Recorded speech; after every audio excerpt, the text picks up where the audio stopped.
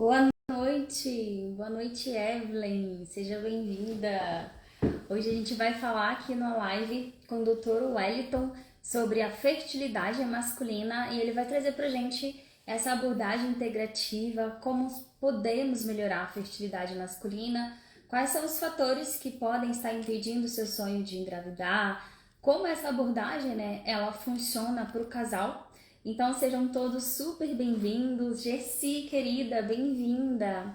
Ellen, Diogo, sejam bem-vindos. O meu áudio tá funcionando, tá ouvindo bem? Vocês estão me ouvindo bem? A luz tá boa? Vou chamar o Dr. Wellington aqui.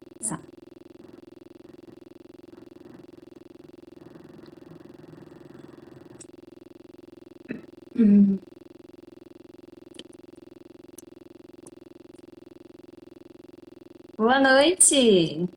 Boa noite. Como vai, Fran? Tudo bem? Tudo jóia. Seja super bem-vindo aqui ao nosso canal. É uma honra ter você aqui com a gente para trazer essa abordagem e falar desse tema que é tão difícil entre os casais, principalmente quando a gente fala de engravidar, né? Para você não deve ser tão difícil, você já pega a parte masculina, mas para mim aqui é difícil abordar esse tema. Normalmente a gente vê que as mulheres elas já estão mais afeitas a procurar um atendimento, uma orientação, né, do que os Uhum. homens. E a gente tem visto algumas mudanças de paradigmas aí que têm surtido resultado, né, surtido efeitos benéficos. A responsabilidade não é só da mulher. Exato, exatamente. Então, esse é um ponto-chave para a gente aqui nessa live. Por isso que eu convidei o Dr. Wellington, né? Ele é especialista em andrologia, especialista nessa área de fertilidade masculina, e ele vai trazer para a gente essa abordagem e tocar nesse ponto que não é só a mulher que deve buscar um tratamento, o homem também tem que passar pelas investigações, tem que realmente, né, fazer a parte dele ali frente a esse sonho de gestar e de formar uma nova família. Então, Wellington, eu gostaria que você se apresentasse um pouquinho para a minha audiência, falasse um pouquinho sobre o seu trabalho, para as pessoas que ainda não te conhecem. Bom, Fran, é um prazer estar aqui, tá? É muito bom, muito obrigado pelo convite. A gente deveria ter feito essa live semana passada, mas eu estava sem voz, né? Estava sem voz naquele dia. Acontece. Então, que bom que a gente conseguiu reagendar tão rápido. Bom, gente, eu sou urologista, eu trabalho especificamente na área de andrologia, que é uma subespecialidade da uro, que se dedica aos cuidados na saúde do homem, tanto referente à saúde sexual quanto à saúde reprodutiva, né? Uhum. Então, o nosso foco vai desde terapias de reposição hormonal, tratamento de disfunções sexuais de diversas causas, né? E o tratamento da infertilidade. E eu trabalho com residência médica, a gente tem um serviço onde nós temos os residentes. Em dezembro agora desse ano, eu tive a felicidade de conseguir inaugurar um serviço de andrologia na rede pública daqui do Distrito Que Federal. legal. Para quem não sabe, eu estou em Brasília, tá? Eu estou falando de Uhum. Brasília.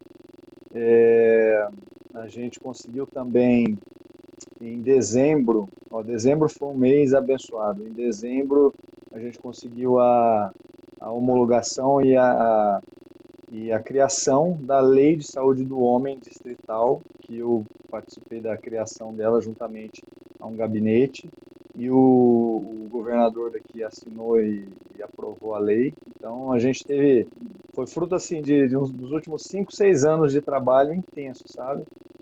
Mas Ah, a gente fica muito, muito satisfeito em ver essa coisa evoluir, ver a mudança da mentalidade da maioria das pessoas de voltar um pouquinho para a saúde do homem, né? Porque a exato. mulher se cuida mais, né? Por que que o homem vive 7 anos a menos que a mulher? Não é, É. não é coincidência, né? É verdade, é verdade. Parabéns aí pelas conquistas, né?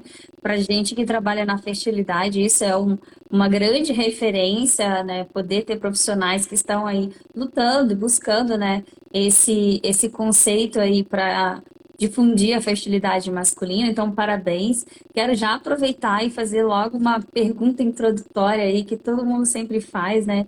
Como que seria uma abordagem para um paciente que está pensando em engravidar, né, para esse paciente masculino ali, que a esposa está realmente na tentativa, e ele não tem de fato nenhuma alteração no espermograma, né? Vamos partir do pressuposto que o paciente é saudável.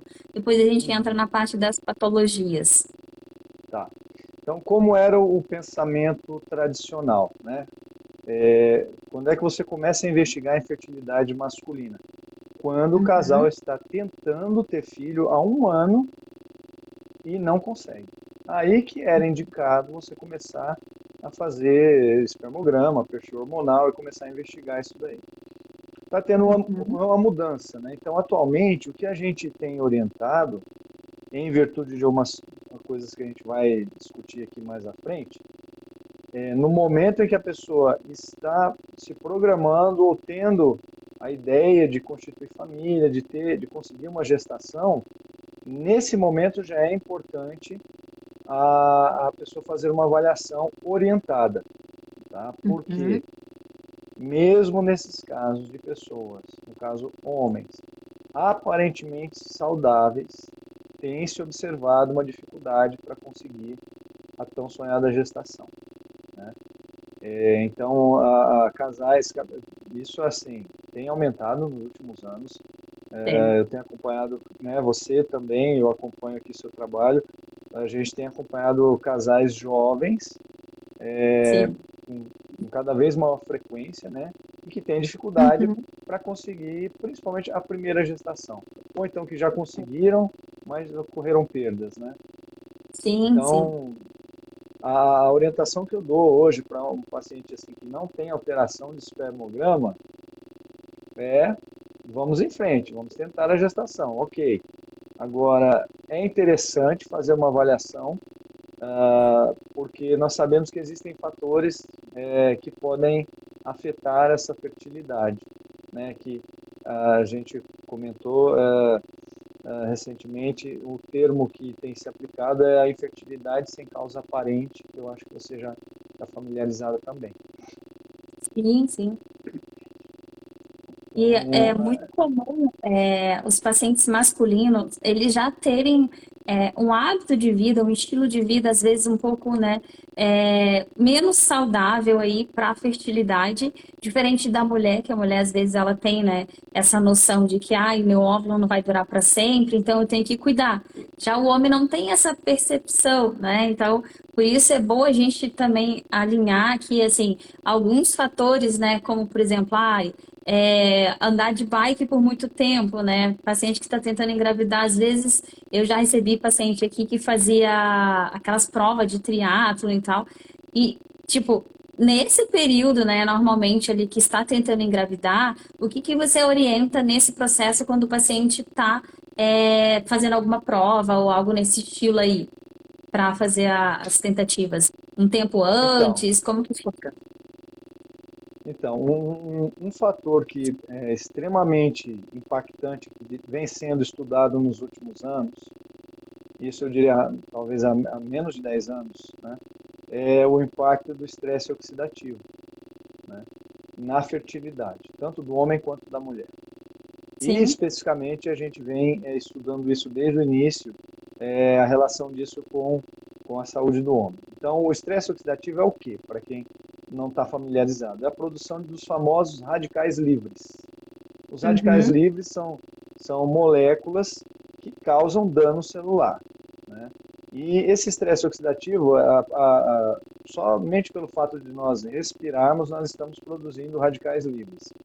Agora, quando em algum momento a sua produção ultrapassa os mecanismos de defesa que nós temos, aí a pessoa fica mais exposta a isso.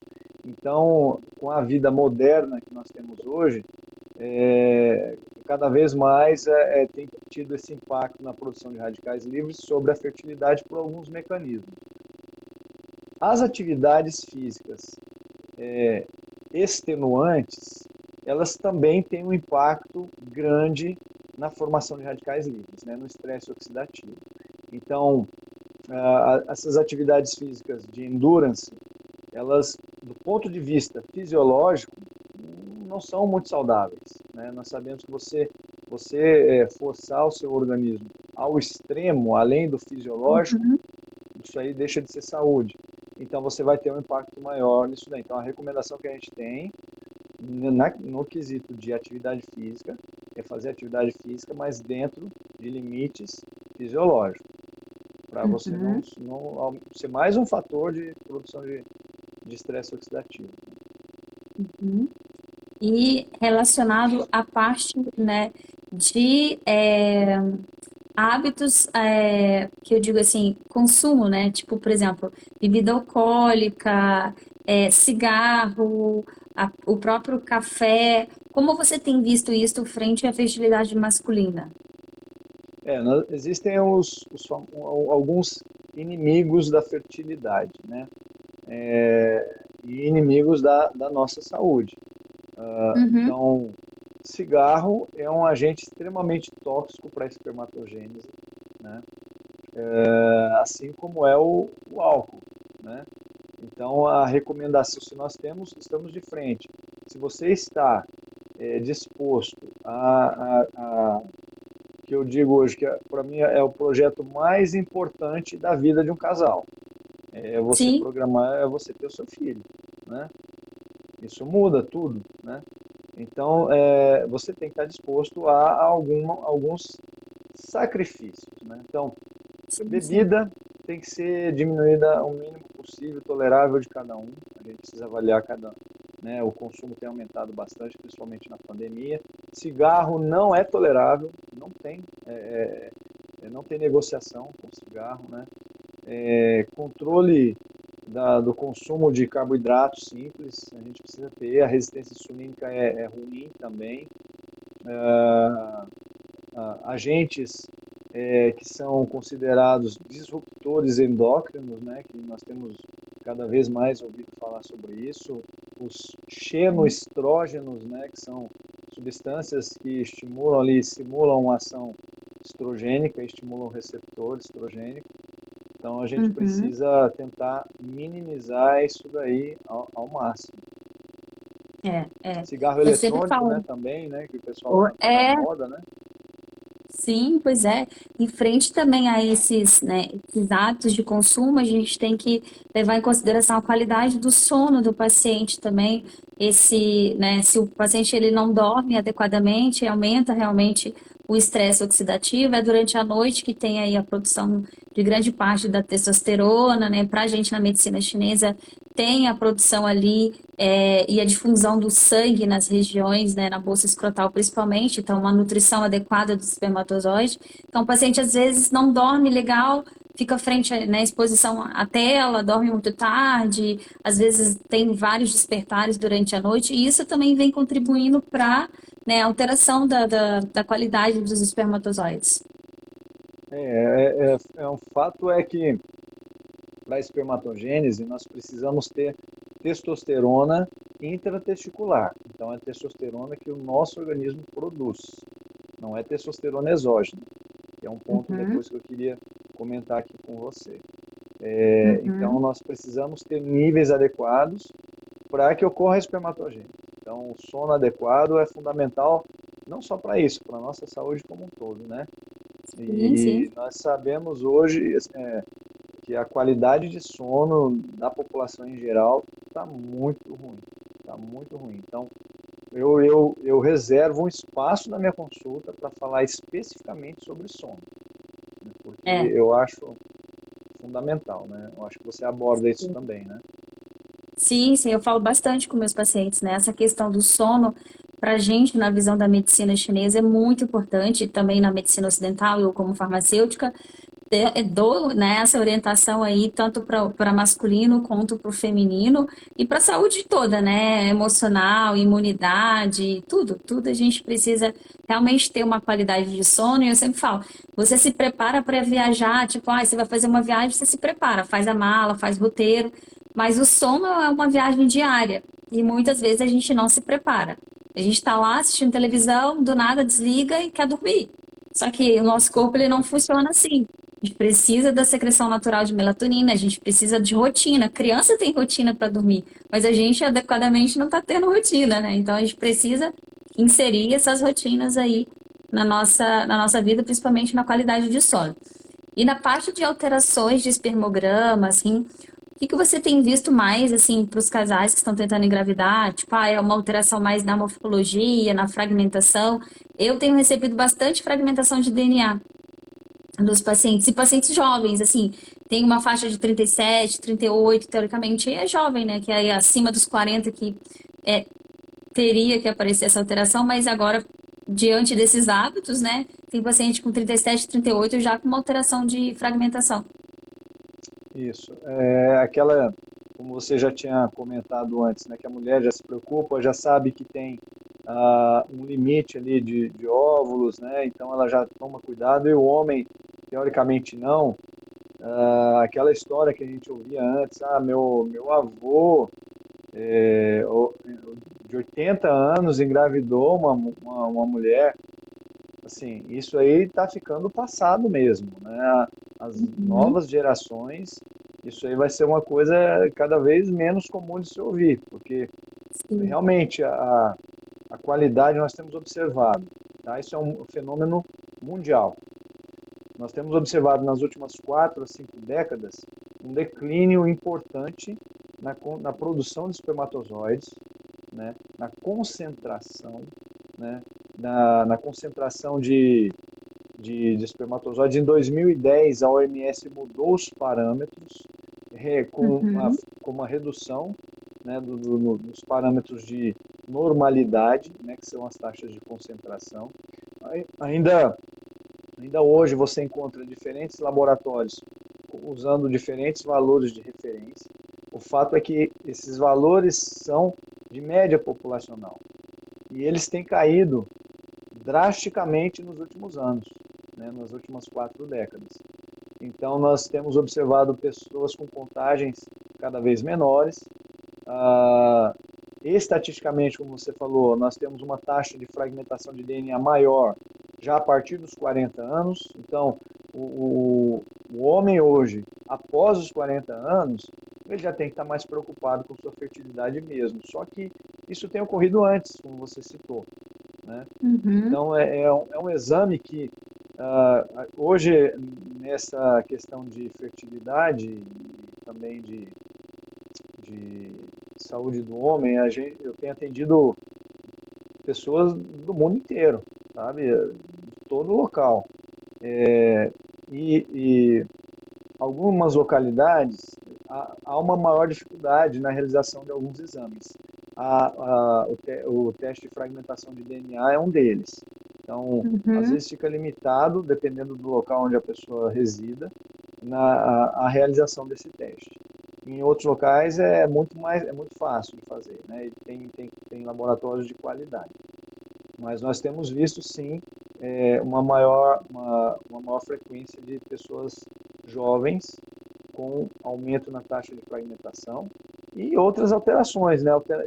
Uma coisa que está muito frequente são alterações na morfologia, tá? Sim, Então, quando você, né, a gente pega um espermograma para explicar aqui para as pessoas que estão nos assistindo, existem é, valores, uma análise que é feita com relação à quantidade dos espermatozoides e a qualidade, né? E a quantidade diz respeito principalmente à concentração, a fatores químicos ali do sêmen, e a motilidade, como que esse espermatozoide está se comportando do ponto de vista de motilidade, se ele tem uma motilidade que é chamada de progressiva, ou não progressiva, ou se ele é imóvel, né? E além disso, é feita uma análise da morfologia, se o espermatozoide tem anomalias, né? Desde anomalias da cabeça, da peça intermediária e do flagelo, né? Uhum, Então, eu diria que tá tudo mais frequente, sabe? Tá tudo mais frequente. uhum. E o paciente que tem essa alteração normalmente da morfologia, assim, com quanto tempo de tratamento você percebe essa mudança no espermograma do paciente? Olha, isso é meio. Não existe um tempo que seja assim, ideal ou que seja igual para todos, né? Mas Sim. eu estipulo um tempo que aí eu analiso o grau de alteração que esse paciente tem, qual a idade dele e a idade da parceira, tá? Isso eu sempre levo em consideração.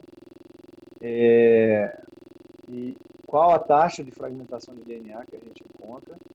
Mas, em Uhum. média, quando a gente institui um tratamento clínico, que o foco é antioxidação, né? Que a gente, hoje, nesses casos que a gente pega de casais jovens, o foco do tratamento tem sido em combate ao estresse oxidativo. Então, o que eu coloco para eles logo na primeira consulta é que nós vamos fazer, se nós estivermos relativamente tranquilos de tempo, nós vamos fazer um tratamento e esperar uma resposta em até pelo menos 6 meses, certo? Aham. 6 meses.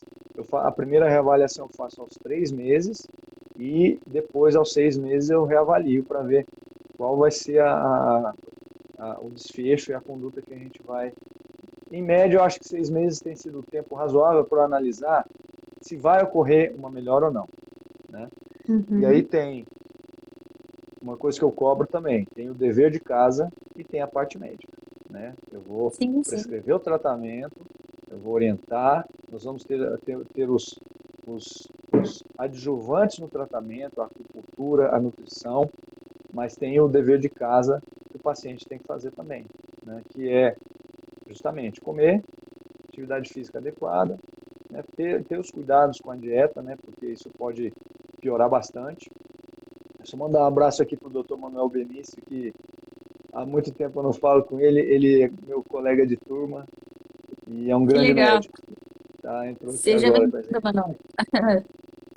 E então, 6 meses eu acho que é um tempo razoável, né, para a gente avaliar. E se em 6 meses a gente não teve nenhuma melhora, aí nós vamos ter que fazer uma análise mais aprofundada, ou talvez até mudar a estratégia. Quando inicialmente a gente tenta uma melhora para uma gravidez natural, mudar a estratégia para uma melhora para uma fertilização assistida. Uhum. É basicamente o que eu faço aqui também, né? Eu já tive resultados muito bons, assim, com 4 meses de tratamento, na fragmentação de DNA, na quantidade de espermatozoide. E também já tive casos que em 6 meses a gente não conseguiu. Mas uma coisa que sempre a gente nunca vai conseguir é saber se o paciente estava fazendo 100% do que foi orientado, né? Porque realmente se são muitos fatores que podem impactar, né? A dieta, o sono, o estilo de vida, tá tomando todas as vitaminas, suplementações, né? Tá fazendo tudo certinho. Então, esse dia a dia que eu falo, essa medicina que o paciente faz em casa é realmente na 90% do tratamento ali para gente que faz esse tratamento aqui, por exemplo, da medicina chinesa. Então, se o paciente não fizer, às vezes a gente não vai ter um resultado tão legal. Então, é bem importante alinhar isso com o paciente, né? Olha, a gente vai ter tanto tempo de tratamento, caso realmente não, né, não flua, não dê certo, a gente vai passar para esse procedimento. E em relação à varicocele também, eu recebo bastantes pacientes aqui. Queria que você falasse um pouquinho sobre como que é essa abordagem, assim, quando que seria realmente de fato uma indicação cirúrgica ou não? Você faz análise pelo espermograma, pelas, né, as tentativas do paciente, como que fica? Então, varicocele é um capítulo à parte, né? Ela é a causa tratável de infertilidade mais comum, né? Uhum, Infertilidade masculina. Então, existe uma uma certa confusão de alguns médicos com relação ao diagnóstico. Então, a varicocele, que é, para quem não sabe, é uma dilatação das veias que vão para o testículo, né? E essa dilatação, existem algumas teorias de como ela pode causar piora da fertilidade, mas a principal é por aumento do estresse oxidativo e também por aumento na temperatura pelo represamento de sangue ali no testículo. O Uhum. testículo ele precisa estar numa temperatura ideal, né, para que ocorra a espermatogênese. Então, quando você represa o sangue, ali a temperatura aumenta e isso pode alterar a espermatogênese.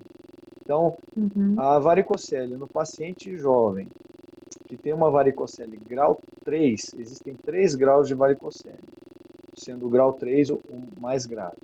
Então, o paciente que tem uma varicocele grau 3, o diagnóstico é clínico, a gente examina o paciente, tá? O diagnóstico não é através de exames de imagem. Então, no paciente que Uhum. tem grau 3, a indicação é cirúrgica.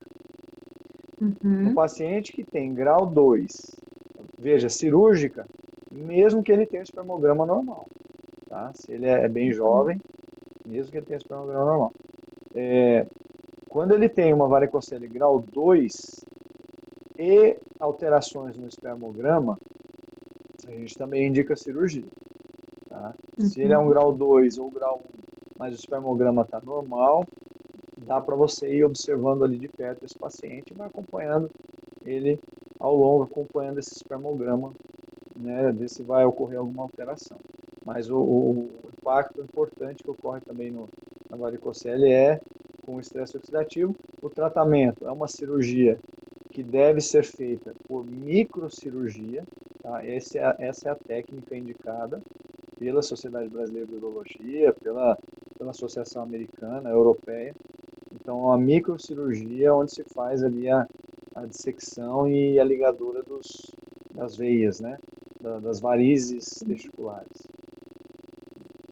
Entendi. E esses pacientes que normalmente fazem esse, né, o tratamento que não é cirúrgico, você percebe uma melhora aí no espermograma? Com quanto tempo também? Tem diferença do tratamento tradicional, tipo aí 6 meses? Ou esses pacientes que têm um quadro de varicocele, eles demoram um pouco mais nessa resposta ao tratamento? O que eu acho que o principal é o grau de alteração que ele chega quando vem no diagnóstico, né, na consulta. Então, por outro lado, tem pacientes que têm varicocele grau 3 que não têm alteração de fertilidade, né? Então, eles não têm prole constituída. Então, é uma coisa que a gente analisa caso a caso. Eu não vejo uma diferença grande na questão do segmento. O segmento que eu Uhum. faço é o mesmo, mas um paciente que tem varicocele e seja grau 3 e está com planejamento, ou se ele tem um grau menor, mas com alteração do espermograma, a gente indica o tratamento cirúrgico. Existem casos em que, ao exame, o paciente não tem varicocele, ao exame físico, e quando faz um ultrassom, o ultrassom acusa a varicocele. Essa varicocele, ela é uma varicocele normalmente clinicamente insignificante, a não ser que o paciente tenha alteração no espermograma. Então, se ele tem um espermograma normal e a varicocele só aparece no exame, a gente também não indica cirurgia. Mas se ele tiver alteração no espermograma, aí sim, aí é indicado o tratamento. Uhum. Entendi. E você quer falar um pouquinho sobre a parte da reposição dos hormônios, como que Ah, fica? porque assim, é um ponto importante relacionado ao que a gente está falando aqui, a fertilidade. Então, Uhum. a gente tem feito um trabalho educativo nos últimos anos, junto a médicos, junto a profissionais da nutrição, que trabalham voltados para a questão de fertilidade, a ginecologia também. É o seguinte, como eu falei lá no início, para que tenha a espermatogênese, nós precisamos produzir testosterona. Então, há Uhum. necessidade de testosterona intratesticular. Quando a pessoa faz uso de exógena, né? Ou seja, o uso de reposição hormonal ou anabolizante, isso vai causar um efeito de inibição da sua produção. Uhum. Consequentemente, você vai ter uma alteração na espermatogênese. Então, muita gente não sabe que o uso de testosterona pode causar infertilidade. E a testosterona é utilizada como anticoncepcional masculino em vários países. Está em fase de estudos já finais uma apresentação de testosterona com um progestágeno associado, que foi o que mostrou os melhores resultados, para ser utilizado como anticoncepcional masculino. Deve ser lançado aí nos próximos meses, até o final do ano, talvez, né?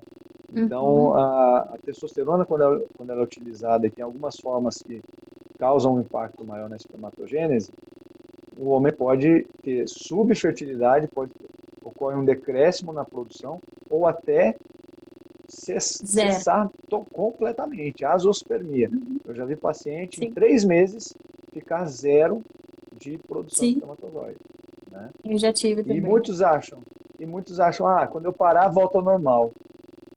Negativo, negativo. Em primeiro lugar, a maioria, 99%, nem sabe se já tinha algum problema antes, né? Sim. Então, você vai voltar, teoricamente, para o que você tinha. O que tinha era normal? Não sei. E Você já estava prejudicado, né? exato, exato. E muitos voltam, a maioria, né?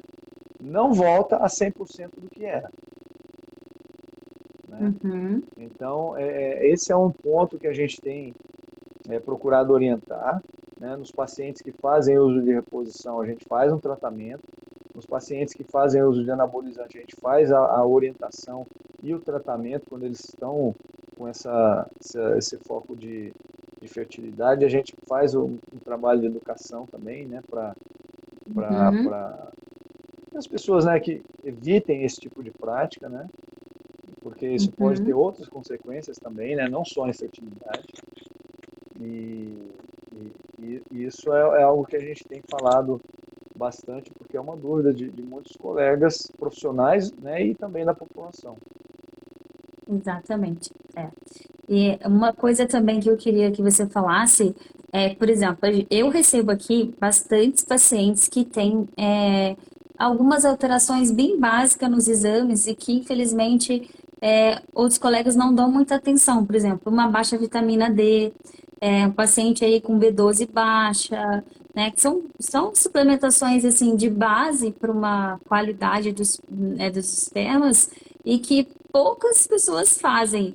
Então, o que que você orienta nessa questão, assim, só um panorama geral. Ah, o paciente que está buscando tentar engravidar, ele deve ficar atento a, né, aos padrões de exame assim, assim e tal, para que o paciente ele tenha, eu sempre falo, para ele ter uma consciência que quando ele for buscar outro profissional, ele já tem uma referência do que ele precisa realmente falar, né, às vezes com esse profissional. Fran, realmente essa visão, né, essa linha de tratamento que a gente segue, que você conhece, que alguns nutricionistas abordam, alguns ginecologistas abordam essa linha com as futuras gestantes, isso ainda não está muito difundido, né? Isso é, como eu falei, é algo recente, né? Então, assim, é algo que alguns profissionais têm se dedicado ao estudo disso e a aplicação, né? E tem muita hoje, assim, a, eu diria que é a grande, dentro da fertilidade, é uma grande área que vem sendo estudada profundamente mesmo. Então, uma orientação que eu coloco assim, com relação aos exames gerais. Primeiro, a tireoide tem que estar boa, tanto para o homem quanto para a Sim, mulher, né? Tem uhum, até um slide na importantíssimo. aula que eu dou que é assim, a tireoide é amiga do testículo, né? Então, são Sim, é duas bem glândulas parecido. ali que elas têm que andar de mãos dadas. É, Uhum, segundo lugar, é, é, como você falou, vitamina D é uma grande polêmica aí na medicina, na nutrição, é vitamina, é hormônio, pode suplementar, não pode. o que eu digo para os pacientes é o seguinte, tudo é equilíbrio, né? A Sim, vitamina D, ela é produzida no local e faz efeito em outros locais. Isso é um conceito de hormônio, né? sim. Então, existem N pesquisas, N trabalhos com qualidade, mostrando que determinados níveis têm benefícios para determinadas situações, né? Até para prevenção de câncer de próstata, Sim, sim. tá? Então, a gente só que ela tem que estar em equilíbrio com o Sim. paratormônio, tem que estar em equilíbrio com a com o fósforo, com o cálcio iônico. Ontem eu Uhum. atendi uma paciente minha, antiga, já há bastante tempo, ela acompanha comigo, e ela veio com a filha agora formada, de 24 anos, e eu lembrei que quando ela trouxe a filha dela comigo a primeira vez, foi para repor vitamina D, e eu descobri que ela tinha hipoparatiroidismo. Ninguém sabia. Ela trata até hoje, né? Então, equilíbrio. Nem sempre a gente pode entrar com doses altas, né? Mas é extremamente importante níveis adequados de vitamina D. Você falou em B12, eu diria todas do complexo B, né? Uhum. Hoje a gente sabe também da importância de usar o metilfolato, mas isso é mais difundido nas gestantes, né? Mas para homens também a gente tem prescrito Sim. metilfolato e antioxidantes também, porque assim existem nutrientes antioxidantes que a gente pode usar que não necessariamente eles têm que ser mensurados, certo? Uhum. Então, por exemplo, vitamina C de qualidade é um excelente antioxidante. A vitamina E, né? A vitamina E também sem excesso, né? Nós não podemos fazer Uhum. tratamento de vitamina E em excesso por longos períodos, né? Uma dose mais alta por longos períodos. Ah, outro suplemento que eu uso muito, coenzima Q10, né? Uso bastante também. A coenzima Q10, ela tem os trabalhos. A coenzima Q10 ela é um cofator que entra na cascata de produção de energia, de ATP, né? Sim. Uhum. Então, saúde mitocondrial, então você vai ter benefício de usar a coenzima Q10 para vários aspectos da sua saúde, né? Até para atividade física, né? Sim. E para a fertilidade, os trabalhos têm mostrado também melhora na motilidade dos espermatozoides, né? Ômega 3, né? Tem médico que fala que o ômega 3 não serve para nada. Serve para muita coisa, tá? Ou você troca de médico, ou você seja o paciente insista mais um pouquinho, né? No quesito de fertilidade, os trabalhos têm mostrado é, uma, uma, um melhor resultado com o DHA, né? Para Uhum. quem Com não mais sabe, o ômega concentração 3 de DHA. tem a maior concentração de DHA. Então, o ômega 3 ele tem dois ácidos graxos principais, né, nos princípios ativos, o EPA e o DHA. O DHA Uhum. é que tem sido focado e tem sido evidenciado uma melhora tanto na motilidade quanto na redução da taxa de fragmentação de DNA. Eu não sei se você Uhum. utiliza mais alguma coisa especificamente, assim, ou dosa algum, alguma vitamina para prescrever. Eu uso também todas essas que você falou. Gosto também da cúrcuma, né? Como ali um Sim, potencial antioxidante, também tem resultado legal com ela. E a própria, né, as próprias formulações chinesas que tem aí o que a gente conhece, o astragalos tem em grande parte das formulações chinesas, então o astragalos também mostra um benefício na morfologia também. O alcaçuz também tem mostrado um resultado legal e ele vem nas fórmulas chinesas. Então, é mais ou menos isso, nesse sentido mesmo que você vai raciocinando.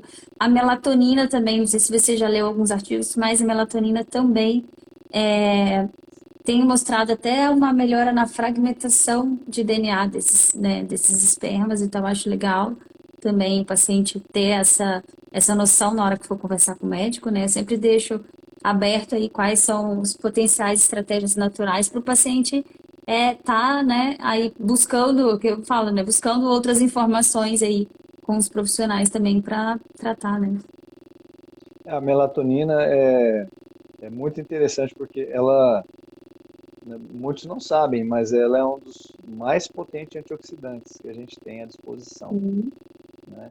sim. Então, hoje eu respondi um e-mail de um paciente de fora que a gente fez a consulta há um tempo, por teleconsulta, e eu fiz as prescrições, e ele mandou um e-mail, doutor, mas eu não tenho problema para dormir, e eu vi que na receita tem a melatonina. Eu estou tomando tudo, menos a melatonina, né? É. Aí eu falei, olha, vamos lembrar lá da consulta. Eu falo isso para todo mundo. Melatonina não é remédio para dormir. Ela é um hormônio que vai ajudar a regular o nosso ciclo de sono. O uso tem que ser contínuo. Você precisa de um tempo para que o resultado apareça. As doses variam demais, né? A amplitude de dosagem é muito grande. Então não é padrão igual para todo mundo. E a gente utiliza ela também pelo poder antioxidante, né? Então, na fertilidade, no protocolo de fertilidade, eu também utilizo bastante melatonina. É fundamental, Ela entra, lembrar. assim, eu sempre falo com os pacientes, né, para buscar essas orientações, porque como eu recebo muitas mulheres com endometriose, a gente tem um resultado muito legal da melatonina na endometriose, na síndrome do ovário policístico, justamente por esse efeito aí antioxidante, né, que a gente tem um potencial, essas duas, né, patologias, elas têm um estresse oxidativo grande. Então, a melatonina, ela também melhora até os desfechos de pacientes da fertilização in vitro. Então, alguns artigos que eu dei uma olhada, tem ali o comparativo, né, de pacientes que estavam fazendo a utilização da melatonina durante o processo de fertilização e os pacientes que não fizeram. Então, os pacientes que fizeram, eles tiveram embriões euploides, né, tiveram qualidades superiores aos outros pacientes que não fizeram a utilização. Então, eu sempre falo para o paciente, né, não abandone a melatonina mesmo que você esteja de fato dormindo bem, né? Que a melatonina ela vai entrar aí melhorando o seu processo de fertilidade como um todo e não só isso, né? Quando ela melhora ali o estresse oxidativo, também melhora a nossa imunidade, melhora tudo, né? Melhora tudo. A melatonina hoje, ela tem uma gama de aplicação muito grande, né? Muito grande. Eu já vi grupos de oncologia, tá? Paciente que eu encaminhei para químio, o paciente voltou com receita de melatonina passada pelo oncologista. Eu falei, que avanço que a gente Sim, está está tendo, né? super atualizado. Então tem muita coisa boa com evidência, né? E precisa deixar de ter um certo preconceito, né? A gente tem evidência científica de muitas ferramentas terapêuticas aí que a gente pode utilizar. Felizmente ou infelizmente, são poucos profissionais que estão focados nessa abordagem, né? Dentro também, né, do que a gente estava falando sobre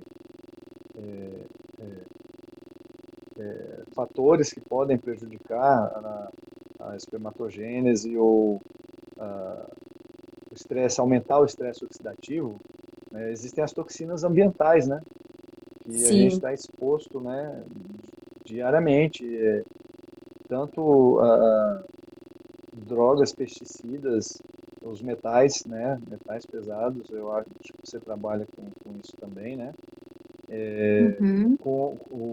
aqui eu estou vendo, eu tomando uma garrafinha de plástico, opa, deixa eu tirar a marca, ela não tem bisfenol A, então não pode ter bisfenol Aham. A, né, isso tudo esses disruptores, eles aumentam o estresse e diminuem a nossa capacidade de antioxidação, que já vai caindo com o aumento da idade, né? Com o envelhecimento, a gente vai perdendo essa capacidade também. É. Então Então, vai tudo contribuindo, né, para má qualidade aí. A gente deixa, normalmente pego mais os pacientes que já estão numa idade, né, acima dos 35, 38 anos tentando engravidar, que já vem desse ambiente de estresse altíssimo, cortisol altíssimo, e essa grande exposição a esses fatores, né?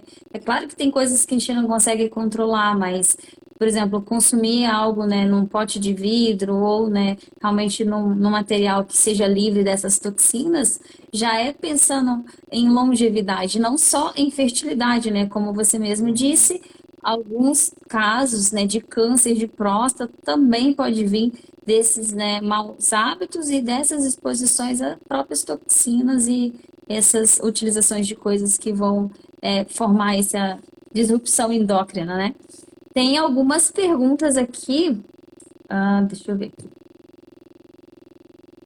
Eu não sei se a gente já respondeu. Motilidade baixa, 4%, e outras alterações no espermograma sem varicoceles. Sem varicocele.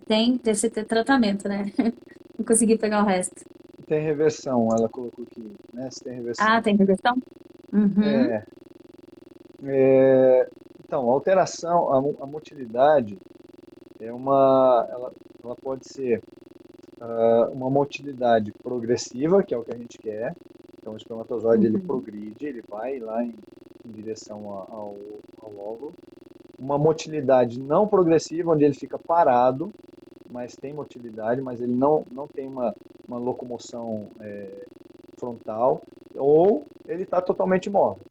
E esse, quando ele está uhum, totalmente imóvel, normalmente ele é considerado como morto. Né? O termo se chama de necrospermia, quando você tem isso em níveis aumentados. Então, quando a motilidade está tão baixa assim, aí, e também, principalmente se estiver associado a uma concentração muito baixa, precisam ser feitos alguns, alguns estudos, né? Alguns exames para avaliar se isso pode ter uma causa genética também, uhum, porque nós sabemos que existem causas genéticas de infertilidade, que assim, hoje, no geral, se considera em torno de 20 a 25% das causas.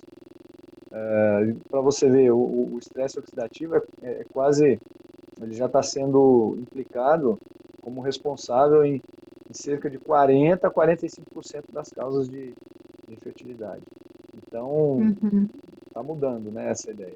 Então, assim, a motilidade tão baixa e saber se isso é uma motilidade progressiva ou não progressiva. Se ela for não progressiva, o prognóstico é muito ruim, né? uhum. Então, quanto precisa ser avaliado especificamente esses outros fatores, né? Mas a reversão completa também a gente não consegue, não pode garantir, né? A gente não consegue dar essa certeza para o paciente. Uhum. Aqui. Ah, Chamou outra chá para, pergunta, chás. chá para os homens segue o mesmo raciocínio das mulheres. Você também indica os chás para os homens, algumas ervas naturais, como que você orienta? Ó, eu estou tomando aqui meu suco verde. Eu não quero ter neném mais, mas eu tomo Aham. meu suco verde. Mas com relação aos chás, eu vi até uma postagem sua, né? Eu vou deixar você explicar melhor. Mas com relação aos homens, realmente, eu não tenho conhecimento de efeito benéfico. O que você pode Uhum. dizer para a gente aí? O ato de tomar chá normalmente ele vem mais pela mulher, mas a gente está mudando isso aí, né? Pelo menos aqui no meu consultório a gente está conseguindo fazer essa modulação. Então a gente tem sim uma melhora muito boa no espermograma. Eu gosto bastante de utilizar o chá mais pelo raciocínio do diagnóstico do homem. Quando a gente fala em chá para as mulheres, a gente pode pensar num chá de fase de ciclo menstrual, levando em consideração, né, que na fase menstrual a gente vai ter ali algumas energias fluindo, outras não, por exemplo, paciente que tem cólica, TPM, então a gente vai usar um tipo de chá, e na fase ovulatória a gente vai usar outra, então vai mudar um pouquinho o raciocínio. Já para o homem, eu gosto de seguir um ciclo aí 15 a 20 dias, né, 4 semanas no máximo de tratamento, e já pensando ali no diagnóstico inicial, por exemplo, ele tem uma fragmentação de DNA, então a gente vai usar ali um chá que, né, normalmente vai ajudar. Por exemplo, o astragalos tem utilizado bastante, tem um resultado legal. A cúrcuma, né, se o paciente tem, por exemplo, uma varicocele, então eu pensaria num chá mais voltado para desinflamar, um chá mais antioxidante. A cúrcuma, o próprio alcaçuz também é um chá que melhora ali a oxidação. Então eu pensaria nesse raciocínio. bom. Astragalos é uma coisa que eu uso eu uso até, acho que até demais. Eu tomo muito astragalo e eu É, prescrevo bastante. E cúrcuma também, né? sim. Agora, eu não sabia, dá para fazer o chá com astragalos, é isso? Dá sim. A Ah, gente olha aí que pode legal. comprar, tem algumas casas de produtos naturais que a gente compra, né, a raiz ali, e aí você pode fazer a própria decocção, que você vai deixar ele ferver ali uns 10 minutinhos e tomar. Eu gosto do chá pelo efeito também, né, na medicina chinesa, a gente tem um efeito da temperatura. Então, quando o paciente toma o chá, ele tem um benefício terapêutico e o próprio, né, o próprio calor ali já ajuda a tonificar essas energias que é importante para a fertilidade. Então, para a gente, assim, para os orientais, o uso dos chás, ele casa muito bem também nesse processo aí de fertilidade que vai aquecer os canais. E a gente tem chás também para melhorar a libido, para disfunção erétil. Então, tem várias abordagens, né? Por isso que para o homem é diferente, vai mais pelo sintoma inicial. Já para a mulher, a gente pensa em fases. Não, eu acho isso fantástico, né? A gente tem muita coisa para conversar depois. E assim, como sempre, o homem é mais simples, né? Eu tenho sorte de tratar homens, a mulher é mais complicada em tudo. Mas assim, Exatamente. brincadeiras à parte, realmente, a gente tem visto que o casal, quando ele segue junto em esse acompanhamento nutricional, às vezes a mulher acaba puxando o homem para seguir também. A mulher já é mais afeita a tomar, a usar os chás e o homem acaba indo ali, nem que seja meio na marra, e ele vai seguindo e começa e a coisa depois fica mais natural. É muito legal. Exatamente. O que eu percebo, assim, é que, assim, o paciente masculino, como você disse, ele vai meio seguindo a mulher. Então, às vezes, quando eu passo chá para a mulher e eu pergunto para o paciente, você está tomando chá? Qual que é o chá que você está tomando? Ah, eu tô tomando o que você passou para fulana. Ela faz para ela e eu também tomo junto com ela. É bem isso, né? Então, Tem que seguir a chefe, né? bem esse estilo assim, né? Eles vão seguindo o caminho que a mulher está direcionando. Então, é até por isso que eu lancei a linha de chás mais voltada para mulheres, né? Que é uma linha de chá para a fase menstrual e para a fase ovulatória, que é para tentar inserir ali o marido nesse consumo do chá de uma forma mais leve. Aí ele se adaptando e gostando, aí depois ele já consome o que seria mais terapêutico para ele, né? Mas é bem legal essa abordagem que a mulher faz, que ela consegue inserir o homem no tratamento de uma forma, né? Se ela pensar nessa questão das ervas medicinais, dos chás. Então, prepara o momento do chá e coloca ele no tratamento junto com o chás. Isso. A gente tem visto o- a- a- ainda tem casos, né, que o paciente às vezes chega e eu falei, e aí, qual é a sua queixa? O que está acontecendo? Não, doutor, eu não sei, minha esposa que marcou essa consulta, eu estou vindo aqui e eu não sei de nada, né? Então isso ainda existe, sabe? Mas Existe aqui mudou também. bastante, mas mudou bastante. Os homens já estão começando a se antenar mais e saber que eles precisam se cuidar, porque existem as causas de infertilidade, existe o fator masculino e feminino, é um para um, né? Então a gente tem que ter essa preocupação e que, felizmente, a coisa parece que tá mudando, né? É. Que bom, né? Ó, o nosso tempinho aqui já está acabando, a gente vai finalizar, porque senão a gente não consegue deixar esse material salvo aqui. Então, eu recebi outras perguntas, depois eu te envio aí, você pode compartilhar nos stories também, a gente vai trocando feedback. Queria agradecer, né, a sua participação, seu tempo disponível aí, essa partilha de conhecimento.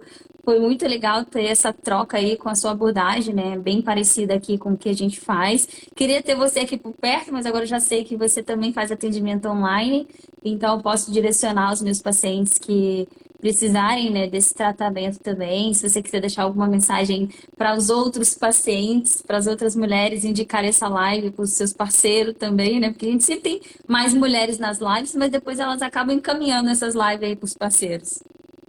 Eu acho fundamental a gente divulgar informação, né? É muito importante a gente divulgar cada vez mais informação. Essas mudanças que ocorreram com a pandemia tiveram esse Sim. lado positivo, né?